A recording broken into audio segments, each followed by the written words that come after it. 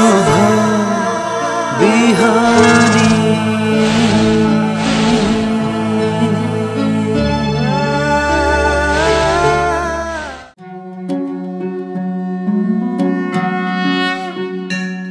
ॐ मूकं करोति वाचालं पंगुं लंघयते गिरिं यत्कृपातमहं वन्दे परमानन्दमाधवं। यत्कृपातमहं वन्दे परमानन्दमाधवम्। समादरणीय दर्शकवृन्द, प्रभातकालीन हार्दिक अभिवादन। इमेज च्यानल को शुभ बिहानी कार्यक्रम मार्फत हामी उपस्थित भइसकेका छौं। हामीले श्रीमद् भगवद गीता को बारेमा निरन्तर विचार विमर्श गर्दै आएका छौं। गीता को तृतीय अध्याय अर्थात तेस्रो अध्यायमा कर्मयोग को बारेमा हामीले चर्चा गरिराखेका छौं। आजको सन्दर्भमा वास्तवमा कस्तो कर्म गर्ने व्यक्तिले परमात्मालाई प्राप्त गर्छ, कसरी कर्म गरियो भने भगवानलाई प्राप्त गर्न सकिन्छ। यहाँ भगवान श्री कृष्णले अर्जुनलाई त्यही कुरा बताउँदै हुनुहुन्छ। कर्म सबै मानिसले केही न केही कर्म गरेकै हुन्छन्। उनीहरूले पनि कर्म गर्दाखेरि जुनसुकै व्यक्तिले पनि त्यो कर्मबाट विभिन्न कुराहरूको चाहना राखेको हुन्छ भने ती चाहनाहरूमध्ये भगवत पद प्राप्ति अर्थात भगवानको प्राप्ति, त्यसलाई हामीले साध्यको रूपमा अर्थात मोक्ष प्राप्ति, त्यसलाई हामीले जीवनको सार्थकतासँग जोडेर हेर्छौं भने सबैले त्यो भगवानलाई प्राप्त गर्न सक्दैनन्। किन सबैले भगवानलाई प्राप्त गर्दैनन् कर्म गरेर पनि? र भगवानलाई प्राप्त गर्नको लागि वास्तवमा कसरी कर्म गर्नुपर्छ, कुन भावनाले कर्म गर्नुपर्दछ, कुन विधि र प्रक्रियालाई हामीले अवलम्बन गरेर कर्म गर्नुपर्छ, तब मात्र भगवानलाई प्राप्त गर्न सकिन्छ। यहाँ त्यही कुरा भगवानले अर्जुनलाई भन्दै हुनुहुन्छ, तस्मादसक्तः सततम्। अर्जुनलाई पनि र अर्जुनको माध्यमबाट सम्पूर्ण मानव मात्रलाई तिमीले कसरी कर्म गर्यौ भने मलाई प्राप्त गर्न सक्छौ। यहाँ भगवानले मत प्राप्ति अर्थात आफूलाई प्राप्त गर्ने त्यो जीवनको सार्थकता भेट्ने मार्ग यहाँ बताउनुहुन्छ। तस्मादसक्तः सततम् कार्यं कर्म समाचर असक्तो ह्याचरन् कर्म परमाप्नोति पुरुषः। त्यसकारण सततम तिमीले निरन्तर रूपमा कर्म आचर, कर्मको आचरण गर। तिमीले निरन्तर रूपमा कर्म गर। यहाँ कर्म गर मात्रै भन्नुभएको छैन। कर्म गर्ने कसरी त भन्दाखेरि समाचर, सम्यक रूपेण आचर। तिमीले कर्म गर, कर्म गर्दैमा तिमीले मलाई प्राप्त गर्न सक्दैनौ अर्थात मोक्ष प्राप्त गर्न सक्दैनौ। अब तिमीले भगवानलाई प्राप्त गर्ने इच्छाले यदि कर्म गर्दैछौ भने सम्यक रूपेण आचर, अर्थात् शास्त्रीय विधि अनुरूप कर्म गर। अब त्यो शास्त्रीय विधि भनेको के त? शास्त्रले कसरी कर्म गर्न भनेको छ त्यसरी कर्म गर भनियो।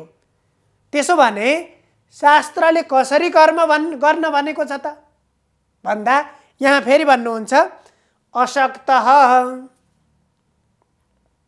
तिमी आसक्तिदेखि रहित भएर, जुन हामीले एउटा कामनाको प्राप्तिको निमित्त कर्म गरिन्छ र अर्को कामनाको त्यागको निमित्त कर्म गरिन्छ भनेर हामीले अगाडिका श्रृङ्खलामा चर्चा गरेका थियौँ। त्यस्तै यहाँ जसले कामनाको त्यागको निमित्त कर्म गर्दछ, अर्थात् सकाम नभएर निष्काम भावनाले जसले कर्म गर्दछ उसको उद्देश्य भनेको कामनाहरूको त्याग मात्रै हुन्छ, उसको प्राप्तिको इच्छा हुँदैन। मलाई यो चीज प्राप्त होस्, यो वस्तु प्राप्त होस्, यस्ता कामना हुँदैनन्। त्यसरी कर्म जसले गर्दछ, अब यहाँ भन्नुहुन्छ त्यसरी कर्म एक दिन गरेर हुन्छ त? एक दिन अनासक्त भएर कर्म गर्ने अनि भोलिबाट फेरि उही आसक्तिको भावना जन्मियो भने त्यसले त्यो भगवत प्राप्ति हुन्छ त भन्दा हुँदैन। त्यसकारण यहाँ भन्नुभयो तिमीले प्रत्येक दिन अर्थात् सततम निरन्तर आसक्ति रहित भएर निष्काम भावनाले र शास्त्रीय विधि अनुरूप राम्रोसँग कर्मको आचरण गर। अर्जुनलाई भन्नुहुन्छ र मनुष्यले पनि हाम्रो भगवानलाई प्राप्त गर्ने धेरै ठुलो चाहना हुन्छ र भगवानलाई प्राप्तिको निमित्त हामीले धेरै मानिसहरूलाई देख्न सक्छौँ। घर त्याग गर्ने, परिवार त्याग गर्ने, सारा आफूसँग भएको सम्पत्ति त्याग गर्ने, सम्पूर्ण कुरा त्याग गरियो त्यागबाट भगवान प्राप्ति हुन्छ भनेर। अब तर ती सबै त्याग गरेर पनि हामी फेरि आफूभित्र भएको त्यो ती मनका कामनालाई त्याग गर्न सकेनौँ भने भगवत प्राप्ति हुँदैन।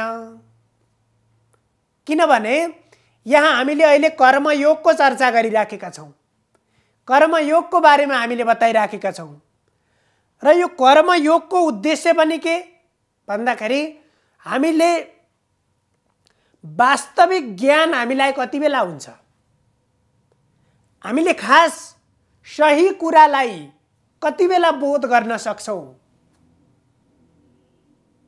भन्दा हामी भित्र भएका हाम्रो मनबाट उत्पन्न हुने ती कामनालाई हामीले पूर्ण रूपमा त्याग गर्यौँ भने, ती कामना हाम्रो मनमा आएनन् भने त्यति बेला बल्ल हामीले वास्तविक कुरा सही ज्ञान त्यति बेला प्राप्त गर्न सक्छौँ। त्यसकारण प्रत्येक दिन उठेर हामीले यहाँ शास्त्रमा त्यो ज्ञान प्राप्त गर्ने, त्यो भगवत पद प्राप्त गर्ने विभिन्न मार्ग किन दिइयो त भन्दा सबैका निमित्त सबै मार्ग अनुकूल नहुन सक्छन्। त्यसकारण यो कुरालाई हामीले जति कुरा यो श्रवण गरिराखेका छौँ यो सुन्दै यो कुरालाई हामीले मनन गरौँ। एकैछिन आँखा बन्द गरेर यो कुरालाई मनन गरौँ र जति पनि 1 मिनेट मात्रै भए पनि आँखा बन्द गरेर हाम्रो यो संसारमा बाह्य रूपमा हुने हिँडडुल गर्ने इत्यादि जो बाह्य रूपमा हामीले गर्ने क्रियाहरू हुन्छन् ती सबै क्रियालाई बिर्सिदिउँ। जब हामीले ती सबै क्रियालाई एकैछिन मात्रै भए पनि ती क्रियालाई जब हामीले बिर्सिदिन सक्छौँ त्यसपछि बल्ल हामीले सही ज्ञान प्राप्त गर्न सक्छौँ। अब अहिले त के हुन्छ, त्याग बाहिर देखाउनको निमित्त मात्रै त्यागले त्याग हुँदैन, किनभने ज्ञान त भित्रबाट हुने हो र भित्रबाट ज्ञान हुनको लागि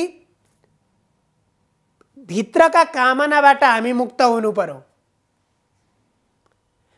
र ती भित्रका कामनाबाट मुक्त हुनको लागि एउटा ध्यान योगको मार्गबाट त्यो मुक्त हुन सकिन्छ। हामी प्रत्येक दिन उठेर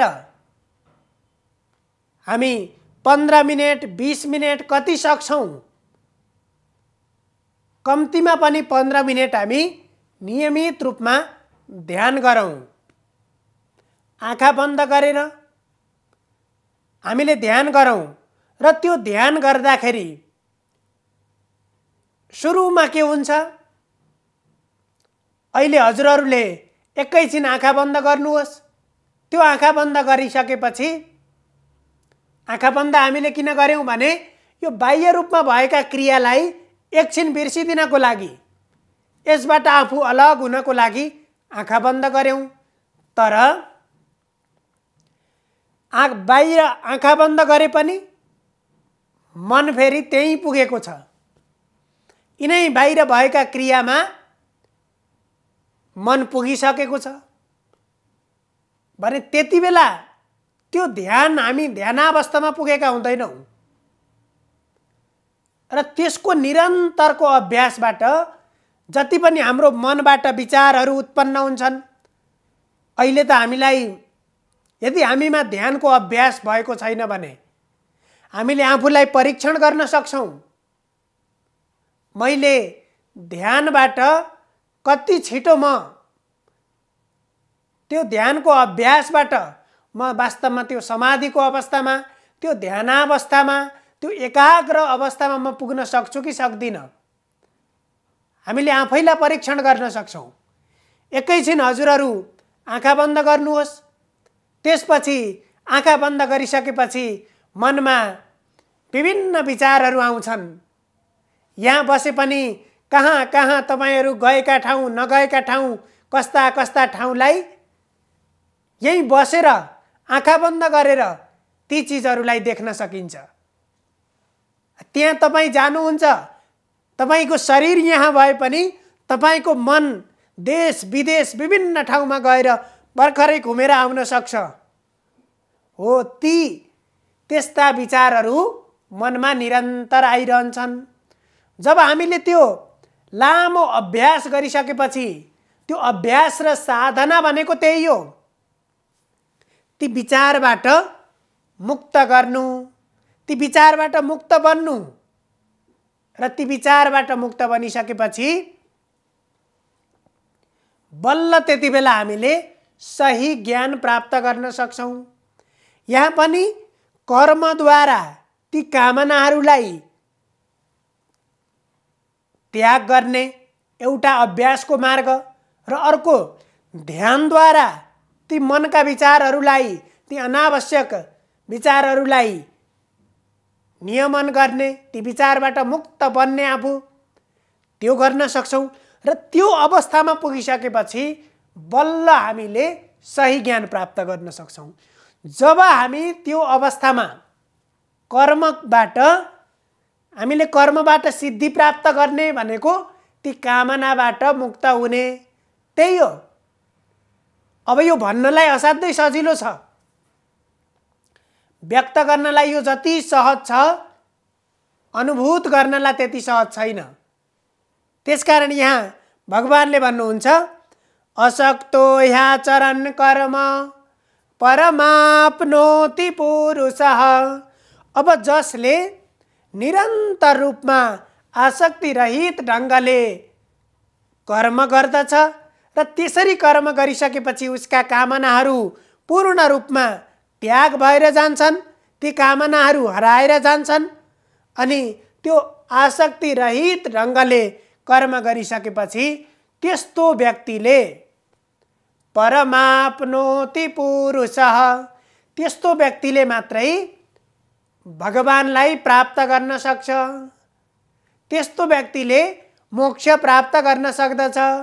हामीले जसलाई जीवनको सार्थकता भनेका छौँ त्यो चिजलाई प्राप्त गर्न सक्छ, त्यसलाई अनुभूति गर्न सक्छ। जब त्यो भगवानको अनुभूति, त्यो भगवत पद प्राप्तिको अनुभूति हुन्छ, त्यसपछि यी सांसारिक विषयले उसलाई छुँदैनन् र त्यो सुख दुःखका विषयहरूले उसलाई प्रभावित पार्दैनन्।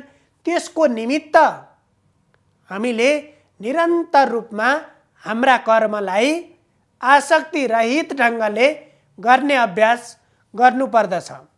सर्वे भवन्तु सुखिनः, सर्वे सन्तु निरामया, सर्वे भद्राणि पश्यन्तु, मा कश्चित् दुःखभाग् भवेत्। हजुरहरूको दिन शुभ होस्। धन्यवाद।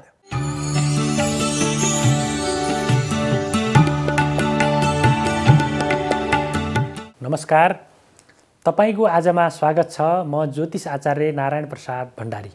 सधैँ चाहिँ दैनिक पञ्चाङ्ग र राशिफलको साथमा म उपस्थित भइसकेको छु। सुरु गरौँ आजको पञ्चाङ्गबाट।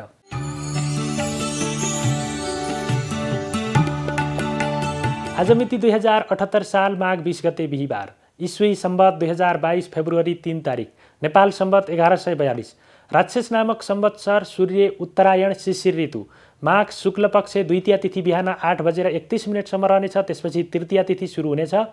शतभिषा नक्षत्र, परिघ योग, कौलभ करण बिहान 8:31 सम्म रहनेछ। त्यसपछि तैतिल करण सुरु हुनेछ। आनन्दादि योगमा वज्रयोग रहेको छ। आज चन्द्रमा मकर राशिमा भ्रमण गर्नेछन्।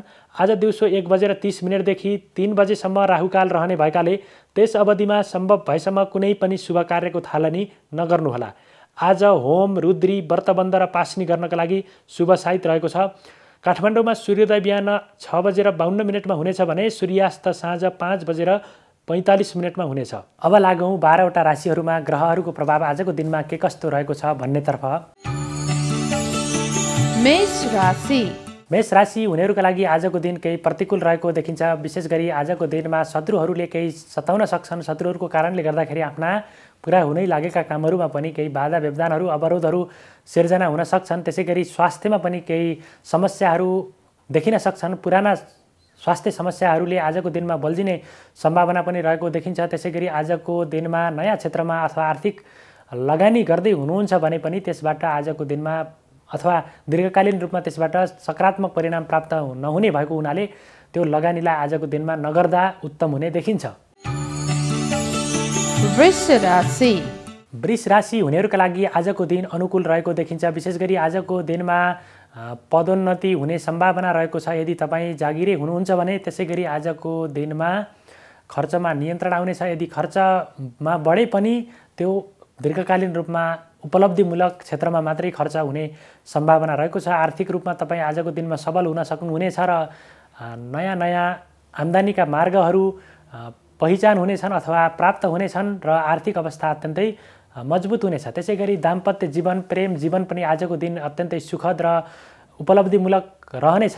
त्यसै गरी साथी सहकर्मीहरूको पनि अपेक्षित रूपमा सहयोग प्राप्त गर्न सकिने हुनाले आफ्ना जिम्मेवारीहरू सहजै रूपमा पुरा गर्न सकिने सम्भावना रहेको देखिन्छ।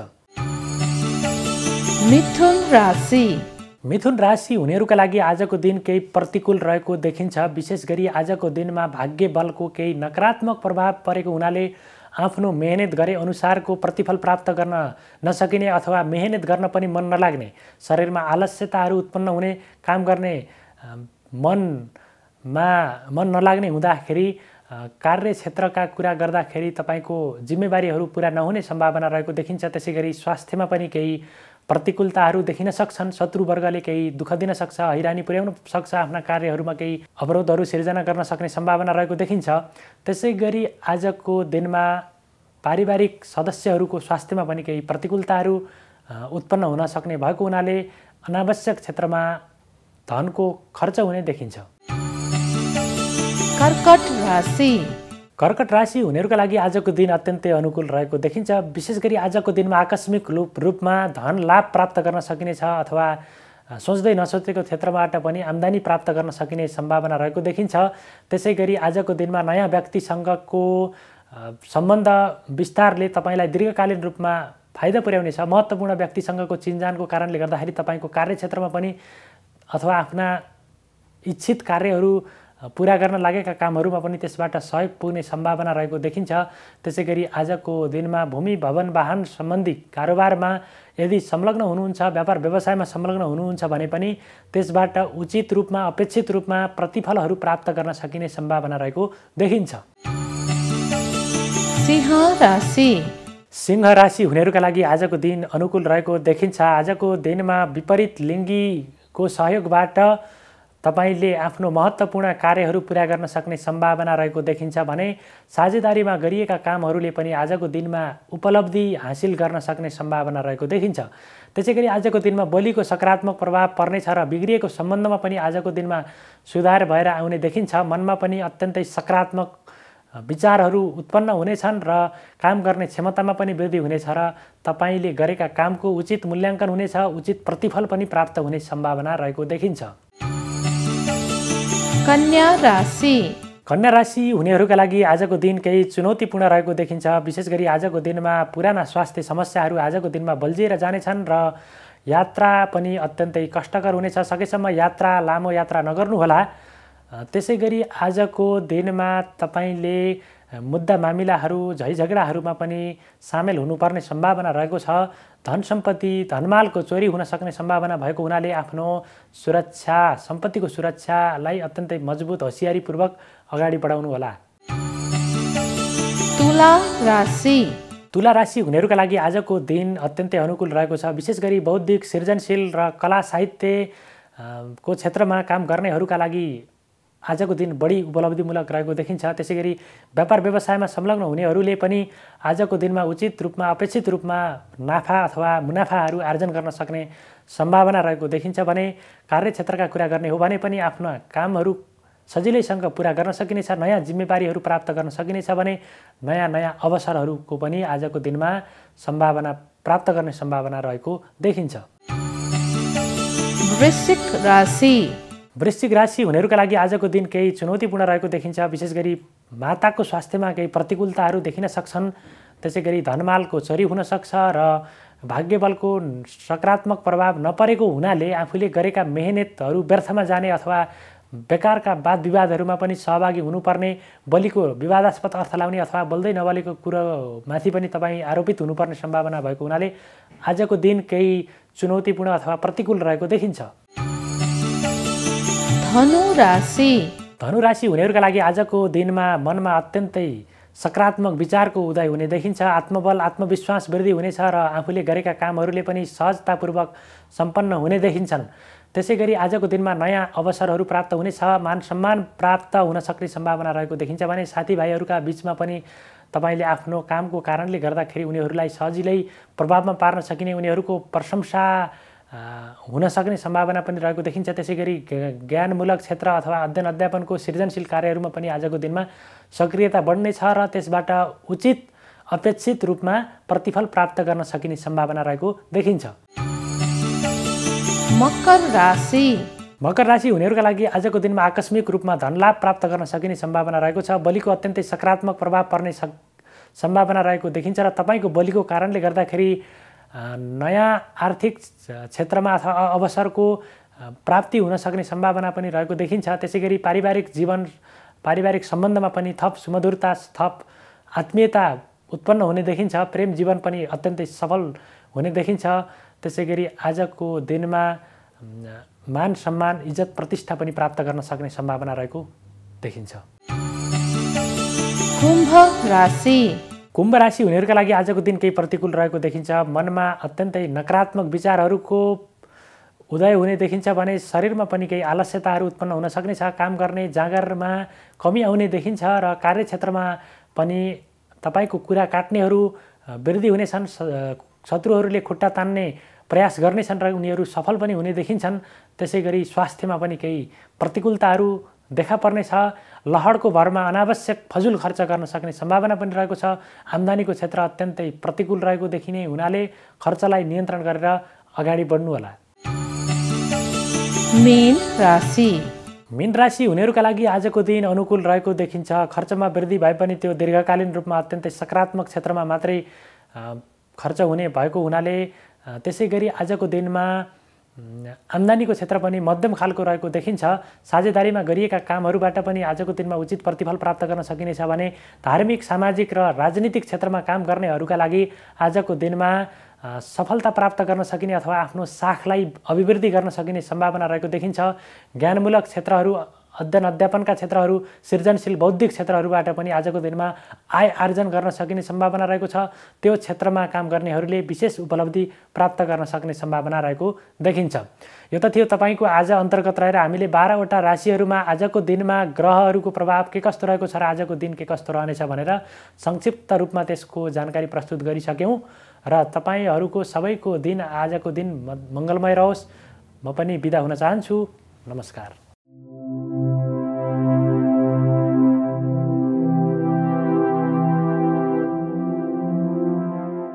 ओम भन्छ कल्पतरुर्भ्यश्च कृपा सिन्धुभ्येव च पतितानां पावनेभ्यो वैष्णवेभ्यो नमो नमः।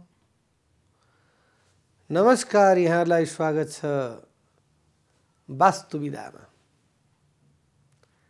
आदरणीय सज्जन भक्तवृन्द, आजको विषय प्रसङ्ग लिएर उपस्थित भएको छु। म ज्योतिष पण्डित विदुर नेउपाने। यहाँहरूले घर निर्माण गर्दै हुनुहुन्छ भने सर्वप्रथम त ज्योतिषविदलाई लिएर गएर त्यो घरको माटो देखाउनुहोस्। त्यो माटोमा हजुरको कस्तो प्रकारको ग्रह बसेको छ, सूर्यमा बसेको छ कि चन्द्रमा बसेको छ कि रवि शुक्रमा बसेको छ कि चन्द्रमामा बसेको छ कि मङ्गलमा बसेको छ कि राहुमा छ कि केतुमा छ कि बुधमा छ कि बृहस्पतिमा छ कि त्यो कुन कुन ग्रहमा बस्दा शुभ फल प्राप्त हुन्छ र कुन कुन ग्रहमा बस्दा अशुभ फलहरू प्राप्त हुन्छ, जो ज्योतिष शास्त्रले नै बताउने हो। जीवन पर्यन्तको कमाइले घडेरी किन्नु भएको छ।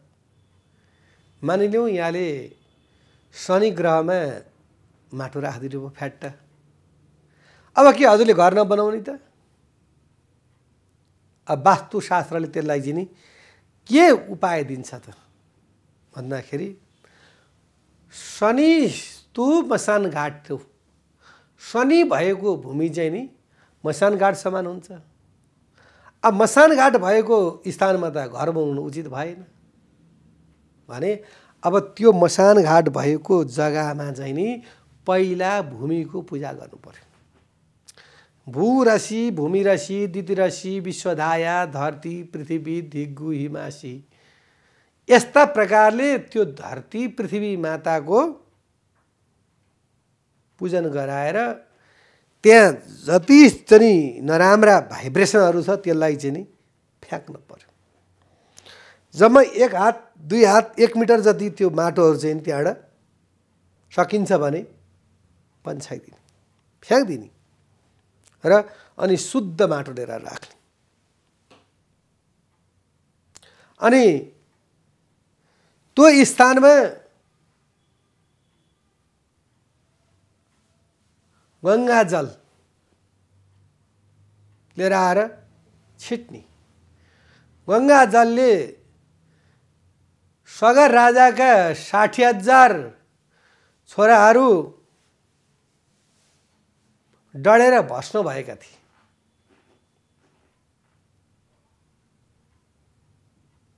पिताश्री यज्ञ गर्दै हुनुहुन्थ्यो। एउटा अश्व घोडालाई छोडिएको थियो। 99वटा अश्वमेध यज्ञ गरिसक्नुभयो। जसले 100वटा अश्वमेध यज्ञ गर्छ शतक्रतु। 100वटा यज्ञ गर्ने बित्तिकै त्यो व्यक्ति गएर यज्ञ त्यो चाहिँ इन्द्रको आसनमा बस्ने। इन्द्रलाई डर लाग्यो। त्यो घोडा चोरेर कपिल मुनि तपस्या गर्दै हुनुहुन्थ्यो। ठक्कै कपिल मुनिको चाहिँ नि नजिकमा लिएर गएर घोडा बाँधिदिनु भएछ। उहाँलाई केही पनि थाहा भएन। ध्यान मग्न आनन्द भएर ध्यान गर्न लाग्नु भएको थियो। सारा विश्व ब्रह्माण्ड खन्दै आए। सूर्य पर्वत भावरमा आएपछि शिवजी क्षेत्रमा ढङ्ना गाडेको रहेछ। शिवजी भन्नु खबरदार, यो सबै इन्डियाहरू जति छ नि सबै यो 60,000 सगरका छोराहरूले खनेको हो। त्यो हाम्रो नेपाल चाहिँ किन भन्दाखेरि वीर पाखा भएको भन्दाखेरि यो शिवजीको क्षेत्र हो। शिवजीले खबरदार अलम बत्सह मन नखन बाबु, यसै राखिदेऊ। किन कैलाश रमणीय यो हिमाल पर्वत सहरा कन्दरा पहाडहरू कति राम्रो देखिन्छ। यो नखन, अब यत्तिकै राख्नुपर्छ। अनि टक्क रोके ती सगरका 60,000 पुत्रहरू छोराहरू। अब घोडा त चाहियो, आफ्नो घोडा उसै जान त भएन भनेर यसो हेर्दा त कपिलजी त तपस्या गरेर बस्नुभएको रहेछ। आज हाम्रा पिताश्रीका घोडा चोरेर बडा तपस्वी भएर यहाँ बस्यो भनेर अब 60,000ले बोल्दाखेरि कति भयो होला। 2 जना हुँदा त कति हल्ला हुन्छ। एक चरे साधु कुमारी आइति कङ्कड। यसरी धान कुट्नेवाला कुमारीले चाहिँ एक दर्जन चुरा लगाएको थियो। पाहुना आएका थिए केटा हेर्न भनेर। चामल थिएन घरमा। बाउ बाजेको चाहिँ नि धर्म थान्नुपर्छ भनेर अघि धान कतैबाट ल्याएर ओखलीमा कुट्न लागेकी थिइन् चामल तुल्याउनको लागि। यस एकपल्ट कोचिन चुरा बज्छ। खोल्दै एउटा भएपछि नि त्यो चुरा बजेन। एक चरे साधु कुमारी आइदी कङ्कड। यदि खनत र खेत खन्नी छन् भने 3 जना हुनु पर्यो। पढ्ने भए 2 जना हुनु पर्यो। ध्यान गर्ने भए 1 जना हुनु पर्यो। 2 जना भएपछि ध्यान भङ्ग हुन्छ, कुरा हुन्छ। अब 60,000ले गफ गर्दाखेरि त कपिल मुनिको समाधि खुल्यो। यसलाई पक्ड यसलाई यो चाहिँ पापी हो मेरो पिताजीले छोड्नु भएको चाहिँ नि अश्वलाई चाहिँ बन्धन गरेर राख्ने। त्यसलाई दुष्ट भएर नराम्रो शब्द बोल्न त। कपिल मुनिले बाबु मैले यस्तो कर्म गरेको त होइन भनेर यसो क्रोध गर्नुभएको त आँखाबाट अग्नि निक्ल्यो। अग्निबाट तेजले सबै भस्म भए। यो प्रसङ्ग धेरै लामो छ। हामी वास्तु शास्त्रमा छौँ। कुनै समय मिलेछ भने यो पनि प्रसङ्ग वर्णन गरौँला। र उनी गङ्गालाई भागीरथले गर्दै अन्तिममा लिएर आएर चाहिँ भागीरथी गङ्गा जाह्नवी सारा भएर त्यो कथा हजुरहरूले सुनि पनि सक्नुभएको छ। र अन्त्यताबाट चाहिँ 60,000 ती पुत्रहरू चाहिँ नि गङ्गाका जलले चाहिँ पवित्र भयो भने त्यो मसान घाटमा पनि वस्तु भाउका हड्डीहरू केही छन्। यदि कुकुरका छन् केहीका छन् भनेदेखि यदि मनुष्यका छन् भने पनि गङ्गा जलले पवित्र हुन्छ। तर गाईको हड्डी गाई गाडेको छ भने चाहिँ फेरि एकदम राम्रो हो। त्यो पनि बताइएको छ वास्तुशास्त्र। यदि गौ माताको हड्डी छ भने चाहिँ नि त्यो भूमि धरती पवित्र भयो, त्यसलाई राम्रो मानिन्छ। र अब 1 नम्बरमा शनि पर्यो। शनि शान्ति गरियो, माटो फ्याँक्यो, शुद्ध ठाउँको माटो राख्यो। गइसकेपछि फेरि त्यो गङ्गाजल राख्यो। त्यसमा हवन गरियो, पूजा गरियो, त्यसलाई चाहिँ संस्कार गरियो अग्निको। गरिसकेपछि त्यो चाहिँ पवित्र भयो। अब त्यो वास्तुविदमा जानुहोस्। अनि वास्तुविदले चाहिँ नि तपाईँको जग्गा हेरेर अनि एउटा सानो खेसुरमा कोरिदिनुहुन्छ कि तपाईँको आग्नेय कोणमा अग्नि पाकशाला राख्नुहोस्, ईशान कोणमा तपाईँको चाहिँ इनार खन्नुहोस्, अन्तिममा गएर तपाईँले यहाँ पूजा कोठा राख्नुहोस्, दक्षिणतर्फमा तपाईँको चाहिँ नि दक्षिण पश्चिममा शयन कक्ष घर मालिकलाई बनाउनुहोस्, अनि दक्षिणकै तपाईँको चाहिँ नि तर्फमा टोयलेट व्यवस्था गर्नुहोस्, अनि पानीको ईशानतर्फ गर्नुहोस्, रिजर्भ ट्याङ्की यो तर्फ गर्नुहोस्, यस्तो गेट राख्नुहोस्, यस्तो गर्नुहोस्, यस्तो भर्याङ राख्नुहोस् भनेर सम्पूर्ण कुराको उहाँले जानकारी दिनुहुन्छ। अनि त्यो लेखिसकेपछि त्यो लिएर गएर फेरि इन्जिनियर साहबलाई चाहिँ त्यो लगाएर चाहिँ नि दिनु पर्यो। र अधिकतर अहिले त सबै पढाइ वास्तुमा इन्जिनियरदेखि लिएर त्यो 5-7मा पढ्ने नानी बाबुको त पाठ्यक्रमै छापेको रहेछ। हजुरहरूको पालामा हाम्रा पालामा वास्तु यसरी टिभीमा यसरी हेर्न पाइन्थ्यो र पाइन्थेन। अहिले ज्योतिष भयो, वास्तु भयो, हेर्नु त कति फस्टाएको छ, कति यसको चर्चा परिचर्चा छ। मान्छेले बुझ्दै आए चाहिने रहेछ भन्ठाने। जाडो भयो त कपडा लाउनु भयो, प्यास लाग्यो पानी पिउनुहोस्, रोग लाग्यो औषधि खानुहोस्। तपाईँलाई सम्पत्ति धेरै हुँदा पनि कष्ट हुँदो रहेछ, नहुँदा त महाकष्ट, हल्का हुँदा झन् छचलिकिन्छ, केही गर्दा पनि शान्ति हुँदैन। र शान्ति खोज्नको लागि बाटाहरू चाहिँ नि पछ्याउनी भनेको नि त्यो चाहिँ नि के त भन्दाखेरि वास्तुको मार्ग रहेछ। यहाँ शास्त्रमा लेखेअनुसार बुझेअनुसारको ब्रिफिङ गरिनु हो, मैले पनि त्यस्तो जान्ने त म विद्वान होइन। शास्त्रमा ठुला ठुला ऋषि मुनिहरू मनीषीहरूले ध्यान दृष्टिद्वारा जसले परमात्मालाई देख्न सक्दथे, जुन ध्यान दृष्टि गोचरले परमात्माको चाहिँ नि अनुसरण गर्न सक्दथे, त्यस्ता व्यक्तिहरूले लेखेका ती पुस्तकहरू, ती भित्रबाट प्रस्फुरित भएका ज्ञानका कुराहरूलाई हामीले पढेर अनुमोदन गरेर अनि व्यक्त गरेका चिजहरूद्वारा हजुरहरू पनि चाहिँ के त भन्दाखेरि लाभान्वित हुनुहुनेछ। सबैलाई सबै कुरा हुँदैन। डाक्टर भएका घरमा इन्जिनियर हुन्छ भन्न सकिँदैन, इन्जिनियर भएका घरमा डाक्टर हुन्छ भन्न सकिँदैन। र कसैले केही जानेको हुन्छ, कसैले केही जानेको हुन्छ, कसैले केही जानेको हुन्छ।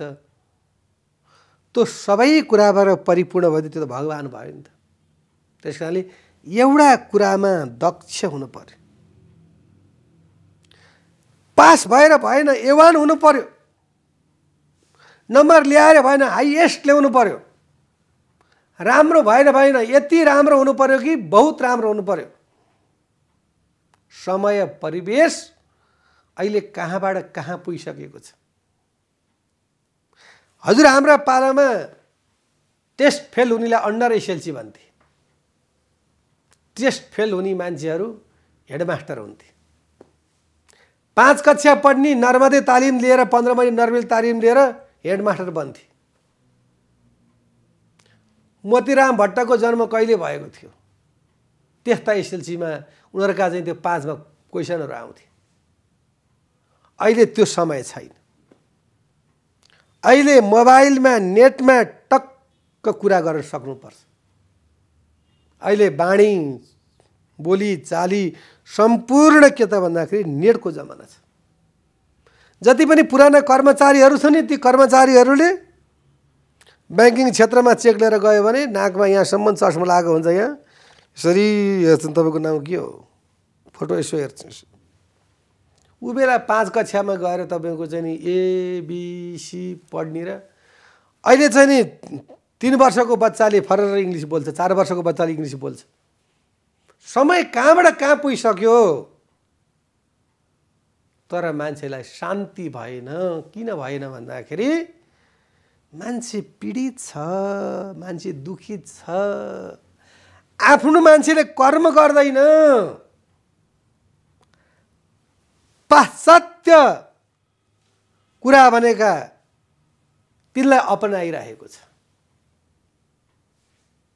मानिलिनुहोस् तपाईँको जन्मतिथि छ, कुरा प्रसङ्ग के भन्दैछु म, वास्तुको बारेमा भन्दैछु। जन्मतिथि छ, तपाईँ 12 वर्षको हुनुभयो, 12वटा मोमबत्ती लिनुभयो, केकमा गाड्नुभयो, तपाईँले फु फु गरेर बालेर फुक्नुभयो। तपाईँको सुख, शान्ति, समृद्धि, ऐश्वर्य सबै निमेर गयो। तपाईँले बाडो र दीपक बालेर तपाईँले जलमा प्रवाहित गर्नुहोस्, तपाईँको सुख, शान्ति, समृद्धि, ज्ञान, धन, सम्पत्ति सम्पूर्ण के हुन्छ तपाईँको भन्दाखेरि राम्रै राम्रो हुन्छ। हो, यो मान्छेको कलुषित भावना र देखासेखी र पाश्चात्य जगतले गरेका ती अशुभ कर्मले गर्दा हजुरहरूलाई पनि दुखित बनाइरहेको छ। र त्यो दुःखबाट सुखमा प्रेरित हुनको लागि भने वास्तुशास्त्र नै अनुमोदन,